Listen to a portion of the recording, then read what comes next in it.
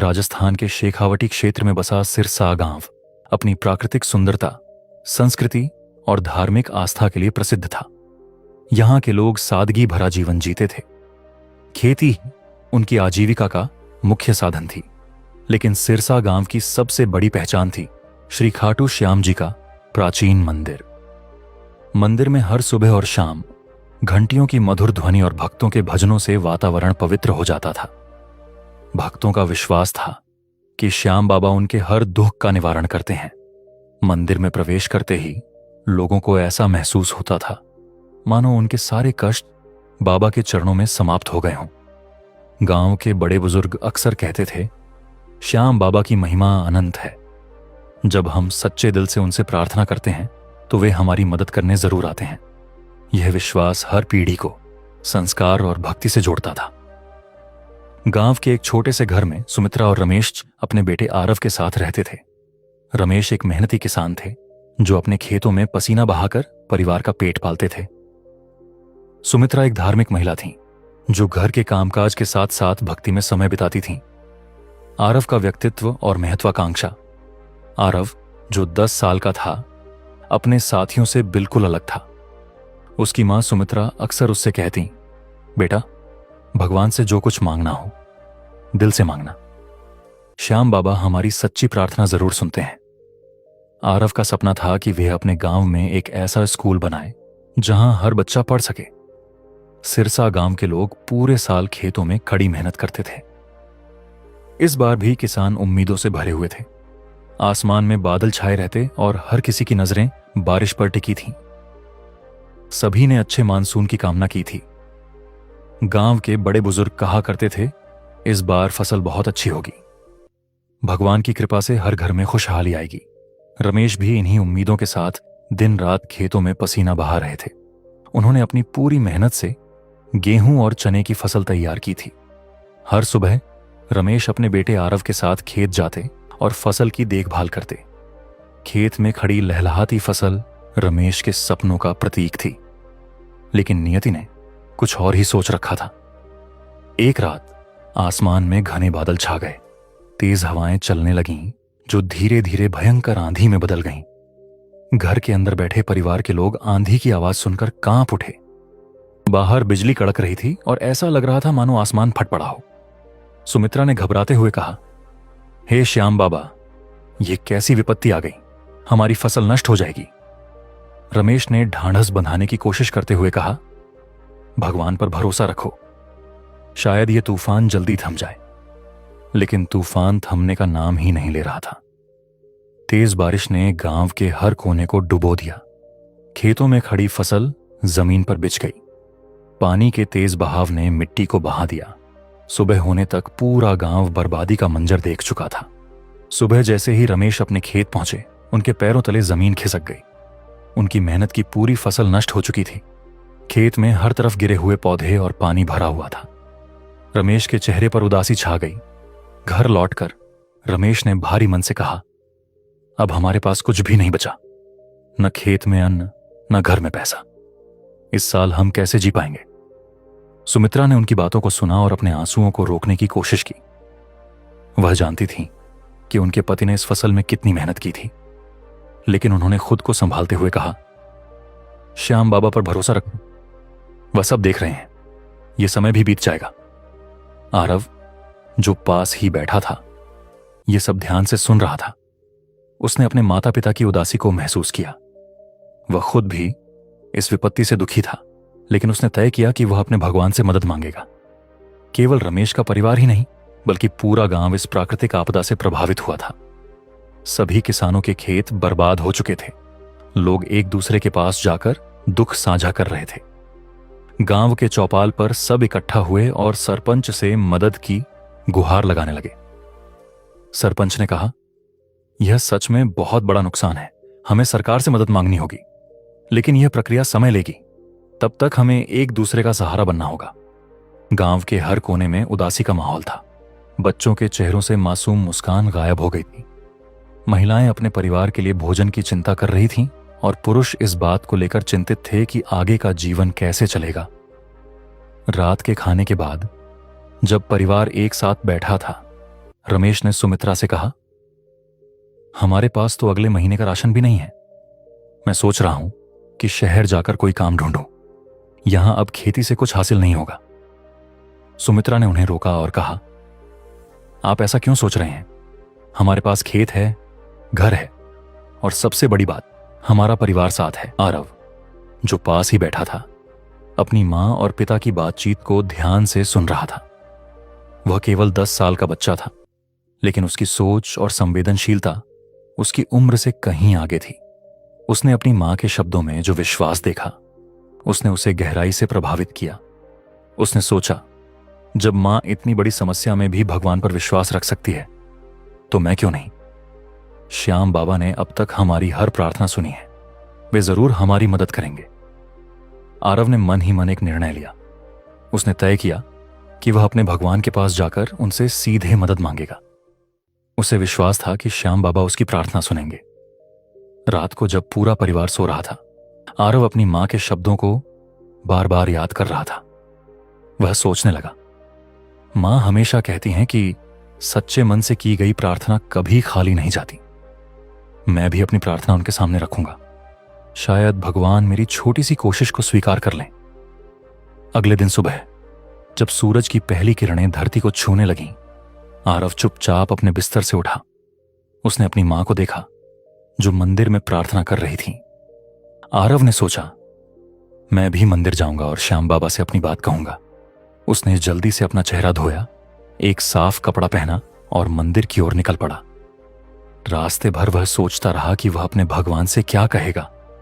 वह भावनाओं से भर गया था, लेकिन उसके कदम आत्मविश्वास से भरे हुए थे।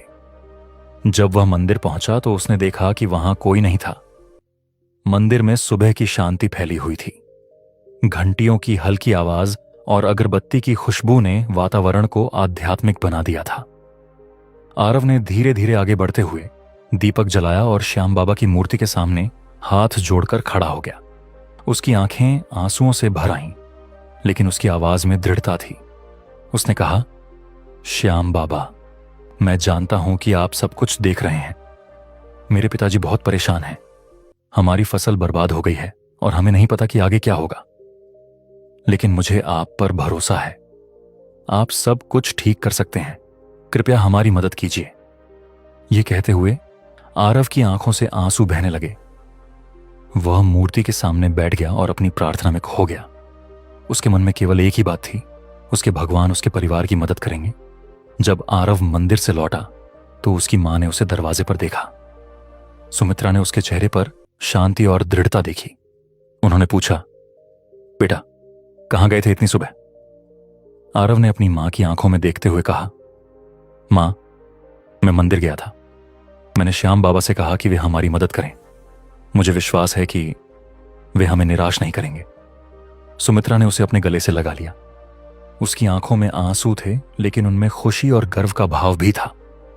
उन्होंने कहा, बेटा, जब तुम्हारा विश्वास इतना अडिग है तो कुछ भी असंभव नहीं है। श्याम बाबा हमारी जरूर सुनेंगे। उस पल सुमित्रा को एहसास हुआ कि उनका बेटा सिर्फ उनका सहारा नहीं, बल्कि उनके विश्वास का भी प्रतीक बन चुका है। उन्होंने आरव के सिर पर हाथ फेरा और प्रार्थना की, हे श्याम बाबा, मेरे बेटे की भक्ति और विश्वास को व्यर्थ मत जाने देना। उस रात सिरसा गांव में असीम शांति छाई हुई थी। पूरे दिन की घटनाओं और अपने भीतर के विचारों से थका हुआ आरव गहरी नींद में सो गया, लेकिन उसकी आत्मा जैसे किसी अदृश्य ऊर्जा के संपर्क में थी। वह बिस्तर पर सो रहा था, लेकिन उसके मन और हृदय में खाटू श्याम जी के प्रति प्रार्थना की गूंज लगातार बनी हुई थी। रात का तीसरा पहर था। सपने में आरव ने खुद को एक उजले और शांत स्थान पर पाया।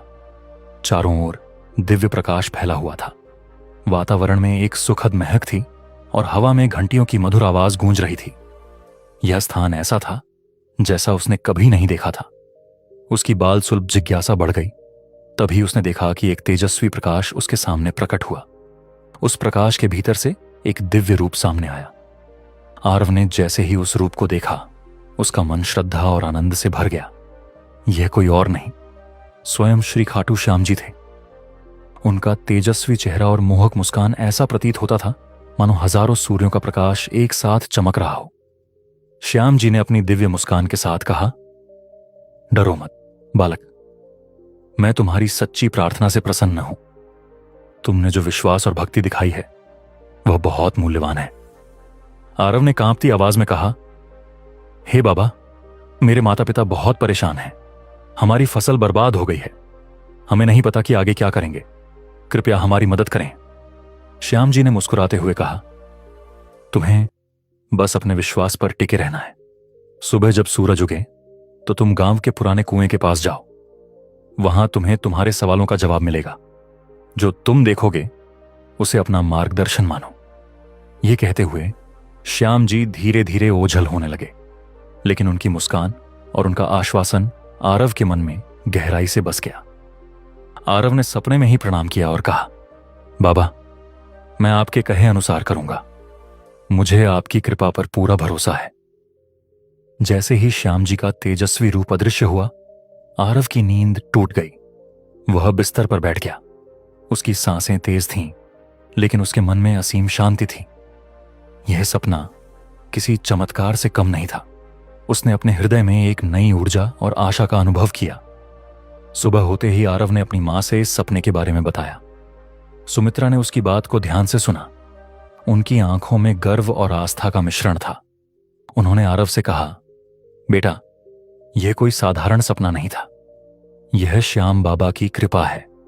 उन्होंने तुम्हारी प्रार्थना का उत्तर दिया है। तुम जो कह रहे हो वह तो सच होगा। तुम जरूर पुराने कुएं के पास जाओ। आरव ने अपने जूते पहने, एक कपड़ा कंधे पर डाला और बिना समय गंवाए पुराने कुएं की ओर निकल पड़ा। रास्ते में उसका मन भक्ति और उत्साह से भरा हुआ था। वह बार बार अपने सपने को याद कर रहा था और बाबा के शब्द उसके कानों में गूंज रहे थे। कुएं के पास पहुंचते ही आरव को कुछ हलचल दिखाई दी। उसने देखा कि वहां कुछ मजदूर काम कर रहे थे। यहां क्या हो रहा है? मजदूर ने मिट्टी हटाते हुए जवाब दिया, सरकार ने यहां नई सड़क बनाने का आदेश दिया है। तभी एक मजदूर ने जोर से आवाज लगाई, अरे, यहां कुछ मिला है। आरव और बाकी मजदूर उस जगह की ओर दौड़े। वहां जमीन के नीचे से एक बड़ा मिट्टी का घड़ा मिला। घड़ा देखते ही सबकी आंखें चमक उठीं। मजदूरों ने जल्दी से उसे खोदा और बाहर निकाला। घड़ा बाहर निकालते ही उसके मुंह को ध्यान से खोला गया। अंदर देखते ही सभी दंग रह गए। घड़े में सोने और चांदी के सिक्के भरे हुए थे। यह खजाना देखकर मजदूर उत्साह से भर गए। आरव भी वहीं खड़ा था। उसने अपने हाथ जोड़ लिए और बाबा को धन्यवाद दिया। पुराने कुएं से मिले खजाने की खबर पूरे गांव में आग की तरह फैल गई। लोग इसे बाबा श्याम की कृपा मानकर उनकी भक्ति में लीन हो गए। हालांकि खजाने की सुरक्षा और उचित उपयोग सुनिश्चित करने के लिए सरकारी अधिकारियों को बुलाया गया। कुछ ही दिनों में जिला प्रशासन के अधिकारी गांव पहुंचे। उन्होंने खजाने की जांच की और इसे कानूनी प्रक्रिया के तहत सरकारी खजाने में जमा कर दिया। लेकिन अधिकारी गांव की दुर्दशा और खजाने के ऐतिहासिक महत्व को देखकर प्रभावित हुए। जिला कलेक्टर ने गांव वालों को संबोधित करते हुए कहा, यह खजाना आपके गांव के लिए एक वरदान है। इसे हम आपके गांव के विकास के लिए ही इस्तेमाल करेंगे। सरपंच ने इस फैसले का स्वागत किया और एक गांव सभा आयोजित की, जिसमें खजाने से मिले धन का उपयोग तय करने के लिए सुझाव मांगे गए। आरव के सपने और उसकी भक्ति की कहानी सबके दिलों में गूंज रही थी। सभा में सभी ने एकमत होकर प्रस्ताव रखा कि गांव में सड़कें बनाई जाएं, बिजली पहुंचाई जाए और बच्चों के लिए एक अच्छा स्कूल बनाया जाए। सरपंच ने घोषणा करते हुए कहा, यह धन गांव के भविष्य को संवारने के लिए इस्तेमाल होगा। हम नई सड़कें बनाएंगे, हर घर में बिजली पहुंचाएंगे और आरव के सपने के अनुसार एक ऐसा स्कूल बनाएंगे जो शिक्षा का आदर्श बन सके। यह घटना पूरे गांव के लिए चमत्कार थी। लोग बाबा के प्रति अपनी आस्था व्यक्त कर रहे थे और आरव की भक्ति की प्रशंसा कर रहे थे। आरव ने महसूस किया कि सच्चे विश्वास और भक्ति के साथ की गई प्रार्थना कभी व्यर्थ नहीं जाती। उसके मन में अब और भी दृढ़ विश्वास था। उसने अपनी मां से कहा, मां, बाबा ने सच में हमारी सुन ली। उन्होंने हमारे गांव के लिए एक नई शुरुआत दी है। अब मैं अपने सपने को साकार होते देख सकता हूं। सुमित्रा ने उसे गले लगाते हुए कहा, बेटा, यह सब तुम्हारी सच्ची भक्ति और बाबा की कृपा का फल है। कभी भी अपने विश्वास को मत खोना। सरकार ने योजनाओं को अमली जामा पहनाने के लिए तुरंत कदम उठाए। गांव में पहले सड़क निर्माण का कार्य शुरू हुआ। लंबे समय से टूटी फूटी पगडंडियां जिन पर चलना मुश्किल था, अब चौड़ी और पक्की सड़कों में बदलने लगीं। ग्रामीण खुशी खुशी निर्माण कार्य में मदद करने लगे। इसके बाद बिजली के खंभे लगाए गए। पहली बार गांव के घरों में बल्ब की रोशनी ने अंधेरे को दूर किया। सबसे महत्वपूर्ण परियोजना थी गांव में एक नए स्कूल का निर्माण। आरव के सपने को ध्यान में रखते हुए स्कूल को आधुनिक सुविधाओं से सुसज्जित करने का निर्णय लिया गया। स्कूल में पढ़ने के लिए सिर्फ गांव के ही नहीं बल्कि आसपास के बच्चों को भी बुलाया गया। आरव की आंखों में उस दिन आंसू आ गए जब स्कूल का निर्माण पूरा हुआ।